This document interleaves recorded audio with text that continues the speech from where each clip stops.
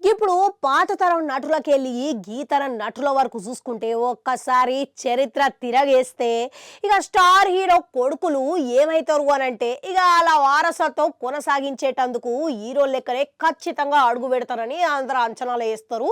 ఇక గదే గిట్లా మనం చాలా కాలంకి వెళ్ళి చూస్తూనే ఉన్నాం, గదే నడుస్తున్నది.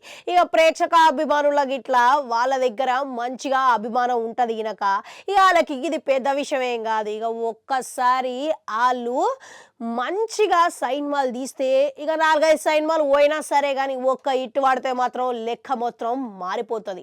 ఇక నట వారసత్వంలా మన స్టార్ హీరోలకు మన చిత్ర పరిశ్రమల బలంగానే పనిచేస్తుంది. కానీ అందుకు భిన్నంగా ఈ ఇద్దరు వారసులు మాత్రం అడుగు పెట్టబోతున్నారంట. ఇక వాళ్ళు ఎవరో కాదు, మన బాద్షా షారుఖ్ ఖాన్ కొడుకు ఆర్యన్ ఖాన్, ఇక తలపతి విజయ్ కొడుకు జాసన్ సంజయ్ అంట.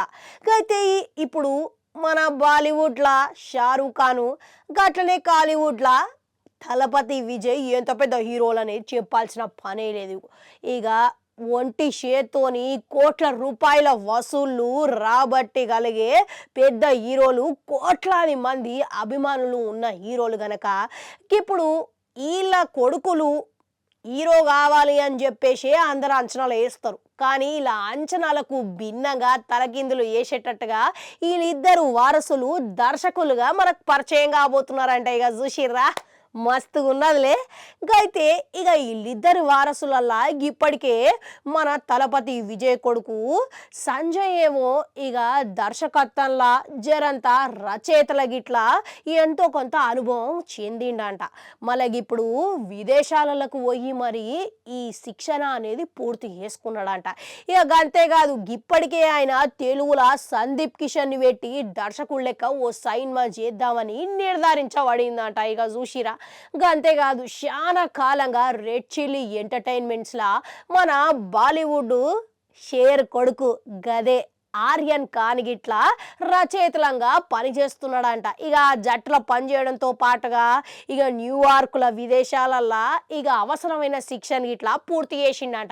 ఇక తొందరగానే ఒక కొత్త వెబ్ సిరీస్తోని ఆయన దర్శకుడు లెక్క మన ముందుకి రానికే సిద్ధమవుతున్నాడంట. ఇక చూసిర్రా, ఇదంతా మంచిగానే ఉన్నది. కానీ ఇంకో వంతున్నారండి.